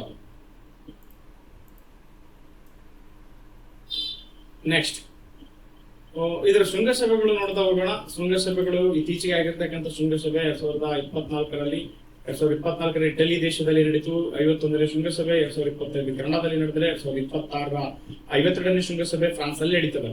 ನಮಗೆ ಪ್ರಶ್ನೆಗಳನ್ನು ಏನಂತ ಕೇಳ್ಬೋದು ಅಂತ ಕೇಳಿದ್ರೆ, ಇತ್ತೀಚೆಗೆ 52ನೇ ಶೃಂಗಸಭೆ ಎಲ್ಲಿ ಜರುಗ್ತಾ ಇದೆ ಅಂತ ಕೇಳ್ಬೋದು. ಶೃಂಗಸಭೆ 52ನೇದು ಇಂಪಾರ್ಟೆಂಟ್, ಇದು ಫ್ರಾನ್ಸ್ ಅಲ್ಲಿ ಜರುಗ್ತಾ ಇದೆ. ಓಕೆ, ಫ್ರಾನ್ಸ್ ಅಲ್ಲಿ ಜರುಗ್ತಾ ಇದೆ. ಭಾರತದಿಂದ ನರೇಂದ್ರ ಮೋದಿ ಅವರು, ದೇಶದ ಪ್ರಧಾನಿ ಮಂತ್ರಿ ಮತ್ತು ದೇಶದ ವಿದೇಶಾಂಗ ಮಂತ್ರಿ ಆಗಿರ್ತಕ್ಕಂಥ ಜೈಶಂಕರ್ ಅವರು ಇದರಲ್ಲಿ ಭಾಗವಹಿಸಿರ್ತಕ್ಕಂಥದ್ದು ಬಹಳ ವಿಶೇಷತೆ. So important. ನೆಕ್ಸ್ಟ್ ಈ ಕೆಳಕಂಡ ಯಾರು ಬಾಂಗ್ಲಾದೇಶದ ನೂತನ ಪ್ರಧಾನಮಂತ್ರಿಯಾಗಿ ಆಯ್ಕೆ ಆಗಿದ್ದಾರೆ? ಸೊ ಇದು ಗೊತ್ತಿರ್ಬೇಕು ನಮ್ಗ. ತಾಸಿರ್ ರೆಹಮಾನ್ ಅಂತ ಬರ್ತಾರೆ, ತಾರಿಕ್ ರೆಹಮಾನ್ ಅಂತ ಬರ್ತಾರೆ. ತಾರಿಕ್ ರೆಹಮಾನ್ ಅವರು ಇತ್ತೀಚೆಗೆ ಇಂಪಾರ್ಟೆಂಟ್ ಏನಾಗಿತ್ತು ಅಂತ ಕೇಳಿದ್ರೆ ಆ ದೇಶದ ನೂತನ ಪ್ರಧಾನಮಂತ್ರಿಯಾಗಿ ಆಯ್ಕೆ ಆಗಿದ್ದಾರೆ. ಈ ಸುದ್ದಿಯಲ್ಲಿರ್ಲಿಕ್ಕೆ ಪ್ರಮುಖ ಕಾರಣ ಬಾಂಗ್ಲಾದೇಶ ಏನಕ್ಕೆ ಅಂತ ಕೇಳಿದ್ರೆ, ಪಶ್ಚಿಮ ಬಂಗಾಳದಲ್ಲಿ ಭಾರತ ದೇಶದ ನೂತನ ಸರ್ಕಾರ ಜಾರಿಗೆ ತಂದಿರತಕ್ಕಂತ ಒಂದು ಸಿಸ್ಟಮೆಟಿಕಲ್ ಪ್ಲಾನ್ ಏನಂತ ಕೇಳಿದ್ರೆ, ಬಾಂಗ್ಲಾದೇಶದಿಂದ ಏನು ಭಾರತಕ್ಕೆ ನುಸುಳುಕೋರ ಪ್ರಜೆಗಳೇನು ಬಂದಿದ್ರಲ್ಲ ಅವರನ್ನ ಮರಳಿ ತಮ್ಮ ದೇಶಕ್ಕೆ ಕಳಿಸ್ತಕ್ಕಂಥ ಒಂದು ಯೋಜನೆಯನ್ನ ಆ ರಾಜ್ಯದ ವೆಸ್ಟ್ ಬೆಂಗಾಲ್ ಮತ್ತು BSF ಸೇರಿ ಮಾಡ್ತಾ ಇದೆ. ಆದ್ರೆ ಪಾಪ ಏನು ಅಂತ ಕೇಳಿದ್ರೆ, ಬಾಂಗ್ಲಾದೇಶದ ತಮ್ಮದೇ ಪ್ರಜೆಗಳನ್ನ ತಾವೇ ಸ್ವೀಕರಿಸ್ತಾ ಇಲ್ಲ ಯಾರು ಬಾಂಗ್ಲಾದೇಶದವರು. ಇದೊಂದು ವಿಚಾರವಾಗಿ ಸದ್ಯ ಸುದ್ದಿಯಲ್ಲಿರ್ತಕ್ಕಂಥದ್ದು ನೆರೆ ರಾಷ್ಟ್ರ. ಸೊ ನೆನ್ಪಿಟ್ಕೊಳ್ಳಿ, ಇದು 4096 ಕಿಲೋಮೀಟರ್ ಹೊಂದುವುದರ ಮೂಲಕ ಭಾರತ ದೇಶದೊಂದಿಗೆ ಅತಿ ಹೆಚ್ಚು ಗಡಿ ಪ್ರದೇಶವನ್ನು ಹೊಂದಿರತಕ್ಕಂಥ ರಾಜ್ಯವಾಗಿ ಏನ್ ಮಾಡ್ತೀವಿ ನಾವು ಇದನ್ನ ನೋಡ್ತೀವಿ, ಹೌದಾ? ಸೊ ಭಾರಿ ಇಂಪಾರ್ಟೆಂಟ್ ಇದೆಲ್ಲವೂ ವೆಸ್ಟ್ ಬೆಂಗಾಲ್ ಅಥವಾ ಇಂಪಾರ್ಟೆಂಟ್ ಇದು ಅಂದ್ರೆ Bangladesh. It is the capital city of Bangladesh ಅಂತ ಕೇಳಿದ್ರೆ ಢಾಕಾ, ಕರೆನ್ಸಿ ಢಾಕಾ. ಸದ್ಯ ಸುದ್ದಿಯಲ್ಲಿ ಇರ್ತಕ್ಕಂಥ ಪ್ರಮುಖ ಪ್ರಧಾನಮಂತ್ರಿ ಯಾರಂತ ಕೇಳಿದ್ರೆ ತಾರಿಕ್ ರೆಹಮಾನ್. ಸೊ ನಿಮಗೆ ಗೊತ್ತಿರಲಿ, ತಾರಿಕ್ ರೆಹಮಾನ್ ಅವರು ಸೊ ನೆರೆಯ ರಾಷ್ಟ್ರ ಬಾಂಗ್ಲಾದೇಶದೊಂದಿಗೆ. ಹಾಗಾದ್ರೆ ಬಾಂಗ್ಲಾದೇಶದೊಂದಿಗೆ ಭಾರತದ ಯಾವೆಲ್ಲ ನದಿಗಳು ಹಂಚಿಕೆ ಆಗ್ತವೆ ಅಂತ ಕೇಳಿದ್ರೆ, ಗಂಗಾ ನದಿ ಹಂಚಿಕೆ ಆಗ್ತದೆ. ಅದಾದ್ಮೇಲೆ ಇಂಪಾರ್ಟೆಂಟ್ ಬ್ರಹ್ಮಪುತ್ರ ನದಿ ಸಹ ಅಲ್ಲಿ ಏನಾಗ್ತದೆ ಫ್ಲೋ ಆಗ್ತದೆ. ಬ್ರಹ್ಮಪುತ್ರವನ್ನ ಅಲ್ಲಿ ಜಮುನಾ ಅಂತ ಕರೀತಾರ, ನಿಮ್ಗೆ ಗೊತ್ತಿರ್ಲಿ, ಇದು ಖಂಡಿತ ಎಕ್ಸಾಮ್ಗೆ ಕೇಳ್ತಾರೆ. ಗಂಗಾ ನದಿಯನ್ನ ಬಾಂಗ್ಲಾದೇಶದಲ್ಲಿ ಪದ್ಮಾ ಅಂತ ಕರೀತಾರೆ, ಬ್ರಹ್ಮಪುತ್ರವನ್ನ ಜಮುನಾ ಅಂತ ಕರೀತಾರೆ. ಸೊ ಸುದ್ದಿಯಲ್ಲಿರ್ತಕ್ಕಂಥ ದೇಶ ಪ್ರಸ್ತುತ ಬಾಂಗ್ಲಾದೇಶ. ಇದು ಬಾಂಗ್ಲಾದೇಶ 1971ಕ್ಕೆ ಇದು ಫಾರ್ಮೇಶನ್ ಆಗ್ತದ. ಅಂದ್ರೆ ನಮ್ಮ ದೇಶದ ಅಂದಿನ ಪ್ರಧಾನಮಂತ್ರಿ ಇಂದಿರಾ ಗಾಂಧಿ ಅವರು ಇದನ್ನ ಸ್ಥಾಪನೆ ಮಾಡ್ತಾರೆ ಪಾಕಿಸ್ತಾನದ ಜೊತೆ ಹೋರಾಟ ಮಾಡುವುದರ ಮೂಲಕ. ಆ ಕಾರ್ಯಾಚರಣೆ ಹೆಸರು ಏನಂತ ಕೇಳಿದ್ರೆ ಆಪರೇಷನ್ ವಿಜಯ್ ಅಂತ ಹೇಳ್ಬಿಟ್ಟು ಆಪರೇಷನ್ ವಿಜಯ್ ಕಾರ್ಯಾಚರಣೆ ಮಾಡುವುದರ ಮೂಲಕ 1971ರಲ್ಲಿ ಬಾಂಗ್ಲಾದೇಶವನ್ನ ಪ್ರತ್ಯೇಕ ಬಾಂಗ್ಲಾದೇಶವನ್ನಾಗಿ ಗುರುತಿಸ್ತಕ್ಕಂಥ ಕೆಲಸವನ್ನ ದೇಶದ ಪ್ರಧಾನಮಂತ್ರಿಯಾಗಿರ್ತಕ್ಕಂಥ ಅಂದಿನ ಪ್ರಧಾನಮಂತ್ರಿ ಇಂದಿರಾ ಗಾಂಧಿ ಅವರು ಮಾಡ್ತಾರೆ. ನೆನಪಿಟ್ಟುಕೊಳ್ಳಿ, 1971ರಲ್ಲಿ ಈ ಕಾರ್ಯಾಚರಣೆಯ ಮತ್ತು ಈ ದೇಶದವನ್ನ ಪ್ರತ್ಯೇಕ ಮಾಡಿರುವುದರಿಂದಾಗಿ 1971ರಲ್ಲಿ ಶ್ರೀಮತಿ ಪ್ರಿಯದರ್ಶಿನಿ ಇಂದಿರಾ ಗಾಂಧಿ ಅವರಿಗೆ ಭಾರತ ದೇಶದ ಅತ್ಯುನ್ನತ ನಾಗರಿಕ ಪ್ರಶಸ್ತಿಯಾದ ಭಾರತ ರತ್ನವನ್ನ ತಮಗೆ ತಾವೇ ಕೊಟ್ಟುಕೊಳ್ತಾರೆ. ನೆಕ್ಸ್ಟ್, ಎಲ್ಲಿನೋ ಎಂದರೇನು? ಈ ಕೆಳಕಂಡ ಯಾವ ಸಾಗರದ ಉಷ್ಣಾಂಶ ಪ್ರವಾಹವಾಗಿದೆ? ಸರ್, ಬಹಳ ಸುದ್ದಿಯಲ್ಲಿರ್ತಕ್ಕಂಥದ್ದು. ಇತ್ತೀಚೆಗೆ ಕರ್ನಾಟಕ ರಾಜ್ಯದ ನೂತನ ಮುಖ್ಯಮಂತ್ರಿ ದೊಡ್ಡನಹಳ್ಳಿ ಕೆಂಪೇಗೌಡ ಶಿವಕುಮಾರ್ ಅಥವಾ DK ಶಿವಕುಮಾರ್ ಅವರು ಒಂದು ಸ್ಟೇಟ್ಮೆಂಟ್ ಕೊಟ್ಟಿದ್ರು. ಅಂದ್ರೆ ಎಲ್ಲಿನೋ ಬಂದಿದೆ, ಬರಗಾಲ ಪೀಡಿತ ರಾಜ್ಯವಾಗಿ ನಾವು ಆದ್ರೆ ಬರಗಾಲ ಬರ್ಬಹುದೇನೋ, ಎಲ್ಲದಕ್ಕೂ ಸಿದ್ಧರಾಗಿರಿ ಅಂತ ಹೇಳ್ಬಿಟ್ಟು ಒಂದು ಸ್ಟೇಟ್ಮೆಂಟ್ ಕೊಟ್ಟಿದ್ರು. ಸೊ ಅದರ ಒಂದು ಭೌತಿಕವಾಗಿರ್ಬೋದು, ಇಲ್ಲ ಅಂತಂದ್ರೆ ಇದರ ಒಂದು ಎಲ್ಲಿನೋ ಅಂದ್ರೆ ಏನಂತ ಕೇಳಿದ್ರೆ ಪೆಸಿಫಿಕ್ ಸಾಗರದಲ್ಲಿ ಉಂಟಾಗುವ ಏನೇಳಿ ಒಂದು ಉಷ್ಣಾಂಶ ಪ್ರವಾಹವಾಗಿ ಇದು ಗುರುತಿಸ್ತದ. ಈ ಎಲ್ಲಿನೋ ಬಂದರೆ ಏನೆಲ್ಲ ಪರಿಣಾಮಗಳು ಉಂಟಾಗ್ತವೆ ಅಂತ ಕೇಳಿದ್ರೆ ಬರಪೀಡಿತ ಪ್ರದೇಶಗಳಾಗ್ತದೆ, ಹವಾಮಾನದಲ್ಲಿ ಉಷ್ಣಾಂಶದ ವೈಪರೀತ್ಯ ಅಧಿಕವಾಗ್ತದ, ಜಾಗತಿಕ ಮಟ್ಟದಲ್ಲಿ ಉಷ್ಣಾಂಶ ಹೆಚ್ಚಾಗ್ತಾ ಹೋಗ್ತದೆ, ವಿಶೇಷವಾಗಿ ಭಾರತ ಬರಗಾಲ ಪೀಡಿತ ರಾಷ್ಟ್ರವಾಗ್ತದ. Okay, so important. ಅದರಲ್ಲೂ ವಿಶೇಷವಾಗಿ ಈ ಸಮುದ್ರದಲ್ಲಿ ಇರ್ತಕ್ಕಂತ ಏನು ಪ್ರಾಣಿ ಪಕ್ಷಿಗಳ ಉತ್ಪನ್ನದಲ್ಲಿ ಏರುಪೇರಾಗ್ತದ. ಈ ರೀತಿ ಕೆಲವೊಂದಿಷ್ಟು ಪಾಯಿಂಟ್ ಇದಾವೆ, ನೋಡ್ತಾ ಹೋಗೋಣ ಏನಿದೆ ಅಂತ ಹೇಳ್ಬಿಟ್ಟು. ಸದ್ಯ ಇದು ಸುದ್ದಿ ನೀಡಲಿಕ್ಕೆ ಪ್ರಮುಖ ಕಾರಣ ಏನಂತ ಕೇಳಿದ್ರೆ, ದೇಶದ ಕೇಂದ್ರದ ಕೃಷಿ ಸಚಿವರಾಗಿರ್ತಕ್ಕಂಥ ಶಿವರಾಜ್ ಸಿಂಗ್ ಚೌಹಾಣ್ ಅವರು ಎಲ್ಲಿನೋ ಪರಿಣಾಮದ ತೀವ್ರ ಸಾಧ್ಯತೆ ಇದೆ, ದಯವಿಟ್ಟು ಎಚ್ಚರಿಕೆಯಿಂದ ಇರಿ ಅಂತ ಹೇಳ್ಬಿಟ್ಟು ಏನ್ ಮಾಡಿದ್ರು ಅಂತ ಕೇಳಿದ್ರೆ ಒಂದು ಸ್ಟೇಟ್ಮೆಂಟ್ ಕೊಟ್ಟಿದ್ದಾರೆ. ಕೃಷಿ ಸಚಿವರ ಸಭೆಯಲ್ಲಿ ಈ ಒಂದು ವಿಷಯವನ್ನು ಕೂಡ ಅವ್ರು ಏನ್ ಪ್ರಸ್ತಾಪವನ್ನು ಮಾಡಿದಾರ. ಸೊ ಇದಕ್ಕಾಗಿ ಜಿಲ್ಲಾ ಮಟ್ಟದ ತುರ್ತು ಯೋಜನೆಯನ್ನ ರೂಪಿಸ್ಬೇಕಂತ ಹೇಳ್ಬಿಟ್ಟು ಮುಂಗಾರು ಬೆಳೆಗಳಿಗಾಗಿ ಜಿಲ್ಲಾ ಮಟ್ಟದ ತುರ್ತು ಪರಿಸ್ಥಿತಿಯನ್ನ ಘೋಷಣೆ ಮಾಡುವ ಸಾಧ್ಯತೆ ಸಹ ಇದೆ. ಹಾಗಾದ್ರೆ ಎಲ್ಲಿನೋ ಎಂದರೆ ಏನು ಅಂತ ಹೇಳ್ಬಿಟ್ಟು ನಾವು ನೋಡೋದಾದ್ರೆ ಬಹಳ ಇಂಪಾರ್ಟೆಂಟ್. ಎಲ್ಲಿನೋ ಎಂದರೆ ನಾನು ಆಗ್ಲೇ ಹೇಳಿದೆ ನಿಮ್ಗೆ, ಸಮತಟ್ಟಾದ ಸಮುದ್ರ ಮೇಲ್ಮೈ ತಾಪಮಾನವು ಸಾಮಾನ್ಯಕ್ಕಿಂತಲೂ ಅಧಿಕವಾಗಿರುವುದು, ಸಾಮಾನ್ಯಕ್ಕಿಂತಲೂ ಹೆಚ್ಚಾಗಿರ್ತದೆ. ಓಕೆ, ಎಲ್ಲಿ ಪೆಸಿಫಿಕ್ ಸಾಗರ ಅಥವಾ ಶಾಂತಿ ಸಾಗರ ಅಂತ ಕರಿತೀವ, ಅಲ್ಲಿ ಎಲ್ಲಿನೋ ಅಂದ್ರೆ ಸಮತಟ್ಟಾಗಿ ಸಾಮಾನ್ಯವಾಗಿರ್ತಕ್ಕಂಥ ಸಮುದ್ರದ ಮೇಲ್ಮೈ ತಾಪಮಾನ ಸಾಮಾನ್ಯವಾಗಿರೋದಕ್ಕಿಂತ ಅಧಿಕ ಆಗಿರುತ್ತೆ. ಸೊ ಇದು ವ್ಯಾಪಾರ ಟ್ರೇಡ್ ವಿಂಡ್ಸ್ ಅಂತ ಬರ್ತಾವ, ಆ ವ್ಯಾಪಾರಗಳು ದುರ್ಬಲವಾಗ್ತವೆ, ದಿಕ್ಕು ಬದಲಾಯಿಸ್ತವೆ, ಪಶ್ಚಿಮದಿಂದ ಪೂರ್ವದ ಕಡೆಗೆ ಬಿಸಿ ನೀರನ್ನ ಮತ್ತು ಬಿಸಿ ಗಾಳಿ ಮತ್ತು ಬಿಸಿ ನೀರನ್ನ ಹರಡುತ್ತಾ ಹೋಗ್ತವೆ. ಇದರಿಂದ ಭಾರತಕ್ಕಾಗುವ ಪರಿಣಾಮಗಳೇನಂತ ಕೇಳ್ಬಿಟ್ಟು ನೋಡೋದಾದ್ರೆ, ನಾನು ಆಗ್ಲೇ ಹೇಳಿದೆ ನಿಮಗೆ, ಇದು ಬರಗಾಲ ಪೀಡಿತ ಆಗ್ತದೆ, ಸಮುದ್ರ ಜೀವಿಗಳ ಉತ್ಪನ್ನದಲ್ಲಿ ಕುಂಠಿತ ಆಗ್ತದೆ, ಜಾಗತಿಕ ತಾಪಮಾನ ಹೆಚ್ಚಾಗ್ತದೆ. ನಾನು ಆಗ ಎಕ್ಸ್ಪ್ಲೇನ್ ಮಾಡಿರ್ಬೇಕಾ. ಓಕೆ, ನೆಕ್ಸ್ಟ್ ನೋಡಿ, ಎಲ್ಲಿನೂ ಹೇಗೆ ಇದೆ ನೋಡಿ, ಅದೇ ರೀತಿ ಲಾನಿನೋ ಅಂತ ಸಹ ಇದೆ. ಸೊ ಇಂಪಾರ್ಟೆಂಟ್, ಲಾನಿನೋ ಅಂತಿದೆ. ಈ ಲಾನಿನೋ ಸಹ ಇದು ಕೂಡ ಇಂಪಾರ್ಟೆಂಟ್. ಪೆಸಿಫಿಕ್ ಸಾಗರದ ಸಮತಟ್ಟಾದ ಸಮುದ್ರದ ಮೇಲ್ಮೈ ತಾಪಮಾನಕ್ಕಿಂತಲೂ ಇದು ಸಾಮಾನ್ಯಕ್ಕಿಂತಲೂ ಕಡಿಮೆ ಇರ್ತದ. ಇದರಿಂದ ಆಗುವ ಪರಿಣಾಮಗಳು ಏನಪ್ಪಾ ಅಂತ ಆಮೇಲೆ ನೋಡ್ತಾ ಹೋಗೋಣ. ಇಲ್ಲಿ ಟ್ರೇಡ್ ವಿಂಡ್ಸ್ ಗಳಿದ್ವಲ್ಲ, ವ್ಯಾಪಾರದ ಗಾಳಿಗಳಿದ್ವಲ್ಲ, ಇದು ಹೆಚ್ಚಾಗಿ ಏಷ್ಯಾದ ಕಡೆಗೆ ಹೆಚ್ಚು ತಳ್ಳಲ್ಪಡ್ತಾವು. ಅದರಿಂದಾಗಿ ಏಷ್ಯಾದಲ್ಲಿ ತಾಪಮಾನ ಕಡಿಮೆ ಆಗುತ್ತದೆ, ಕೃಷಿಯಲ್ಲಿ ಉತ್ಪಾದನೆ ಹೆಚ್ಚಾಗುತ್ತದೆ, ಜಾಗತಿಕ ತಾಪಮಾನ ಕಡಿಮೆ ಆಗ್ತದೆ ನೋಡಿ. ಸೊ ಇಂಪಾರ್ಟೆಂಟ್, ಪೆಸಿಫಿಕ್ ಸಾಗರದಲ್ಲಿ ಎರಡು ಉಷ್ಣಾಂಶ, ಒಂದು ಶೀತೋದಕ ಉಷ್ಣಾಂಶ ಪ್ರವಾಹ ಇದ್ರೆ, ಇನ್ನೊಂದು ಇಂಪಾರ್ಟೆಂಟ್ ಉಷ್ಣೋದಕ ಪ್ರವಾಹ ಇದೆ. ಉಷ್ಣೋದಕ ಪ್ರವಾಹದ ಹೆಸರು ಎಲ್ನಿನೋ ಅಂತಂದ್ರೆ, ಶೀತೋದಕ ಉಷ್ಣಾಂಶದ ಹೆಸರು ಲಾನಿನೋ ಅಂತ ಹೇಳ್ಬೇಕು. ಎಲ್ನಿನೋ ಬಂದ್ರೆ ಬರಗಾಲ ಪೀಡಿತ ದೇಶ ಆಗ್ತದೆ, ಲಾನಿನೋ ಬಂದ್ರೆ ಇಂಪಾರ್ಟೆಂಟ್ ಕೃಷಿಯಲ್ಲಿ ಉತ್ಪಾದನೆ ಹೆಚ್ಚಾಗ್ತದೆ. ಇದು ಗೊತ್ತಿರ್ಬೇಕು ನಿಮ್ಗೆ ಸಾಮಾನ್ಯವಾಗಿ. ಓಕೆ, ನೆಕ್ಸ್ಟ್ ನೋಡಿ, ಇಂಪಾರ್ಟೆಂಟ್ ಆಗಿರ್ತಕ್ಕಂಥದ್ದು ಇತ್ತೀಚಿನ ವರದಿ ಅನ್ವಯ ಈ ಕೆಳಕಂಡ ಯಾವ ದೇಶ ಅತಿ ಹೆಚ್ಚು ಮೊಬೈಲ್ ಡಾಟಾ ಬಳಕೆ ಮಾಡುತ್ತಿರುವ ದೇಶ? ಸರ್ವಸಾಮಾನ್ಯ ಭಾರತ. ಎಷ್ಟು ನೆಟ್ಟಿದ್ರು ಸಾಲಲ್ಲ. ನೋಡ್ತಾ ಹೋಗೋಣ. ಸೊ 5G ಕ್ರಾಂತಿಯಲ್ಲಿ ಹೊಸ ದಾಖಲೆಯನ್ನು ಮಾಡಿರ್ತಕ್ಕಂಥ ಭಾರತ, ವಿಶ್ವದಲ್ಲಿ ಅತಿ ಹೆಚ್ಚು ಬಳಕೆ ಮಾಡ್ತಕ್ಕಂಥ ಮೊಬೈಲ್ ಡಾಟಾ ಬಳಕೆ ಮಾಡ್ತಕ್ಕಂಥ ಇಂಪಾರ್ಟೆಂಟು.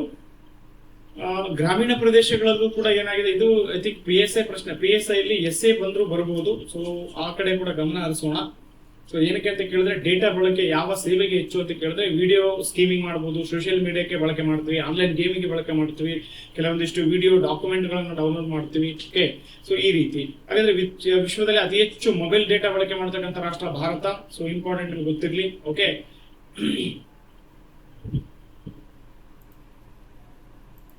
ನೆಕ್ಸ್ಟ್.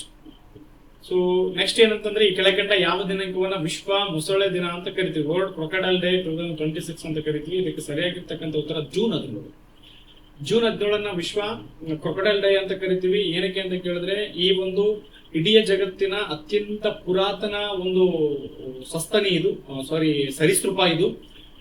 ತನ್ನ ದೇಹದ ರಚನೆಯನ್ನು ಬದಲಾಯಿಸಿಕೊಳ್ಳದೇ ಇರತಕ್ಕಂತ ಏಕೈಕ ಒಂದು ಸಸ್ತನಿಯಾಗಿದ್ದನ್ನ ನಾವು ನೋಡ್ತೇವೆ. ಇದು ಸರೀಸೃಪ.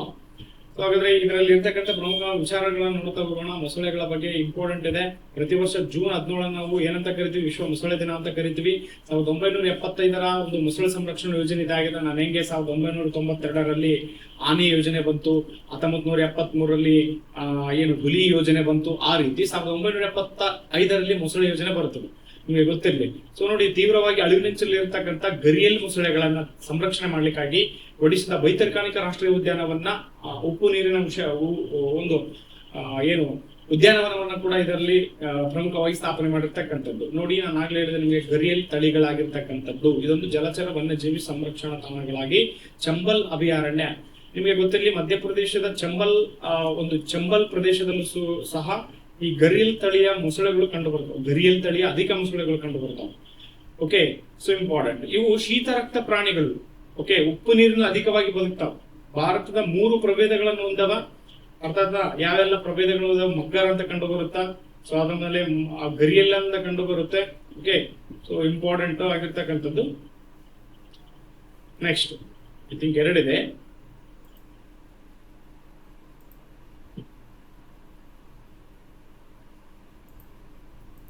ನಿಮಗೆ ಗೊತ್ತಿರಬೇಕು, ದೇಶದಲ್ಲಿ ಬಿಳಿ ಮೊಸಳೆಗಳ ತಾಣ ಎಲ್ಲಿ ಕಂಡು ಬರುತ್ತೆ ಅಂತ ಕೇಳಿದ್ರೆ, ಒಡಿಶಾದ ಬೈತರ್ಕಾನಿಕ ರಾಷ್ಟ್ರೀಯ ಉದ್ಯಾನವನ. ಓಕೆ, ಎಲ್ಲಿ? ಬೈತರ್ಕಾನಿಕ ರಾಷ್ಟ್ರೀಯ ಉದ್ಯಾನವನ. ಕರ್ನಾಟಕದಲ್ಲೂ ಸಹ ಒಂದು ಕೇಂದ್ರವನ್ನು ತೆಗೆದಿದ್ದಾರೆ, ಕಾಳಿ ನದಿಯಲ್ಲಿ. ಸೊ ಕಾಳಿ ನದಿ ಇಡೀ ಭಾರತದಲ್ಲಿ ಅತಿ ಹೆಚ್ಚು, ಇಡೀ ಕರ್ನಾಟಕದಲ್ಲಿ ಅತಿ ಹೆಚ್ಚು ಮೊಸಳೆಗಳನ್ನ ಹೊಂದಿರತಕ್ಕಂತ ಒಂದು ನದಿಯಾಗಿ ಗುರುತಿಸಿಕೊಳ್ತದೆ. ಕರ್ನಾಟಕದಲ್ಲಿ ಅತಿ ರಭಸಭರಿತವಾಗಿ ಹರಿಯುವ ನದಿ ಸಹ ಇದು. ರಭಸಭರಿತವಾಗಿ ಹರಿಯುವ ನದಿ ಸಹ ಇದಾಗ್ತದೆ. ಸೊ ಕಾಳಿ ನದಿಗೆ ಕೈಗಾ ವಿದ್ಯುತ್ ಅಣೆಕಟ್ಟು ಕಂಡು ಬರುತ್ತಾ, ಕೈಗಾ ವಿದ್ಯುತ್ ಕೇಂದ್ರ ಕಂಡು ಬರುತ್ತೆ. Okay, so important. ಬಿಳಿ ಮೊಸಳೆಗಳ ತಾಣವಾಗಿ ಕೂಡ ಸಹ ಕಾಳಿ ನದಿಯನ್ನು ನಾವು ನೋಡಬಹುದು.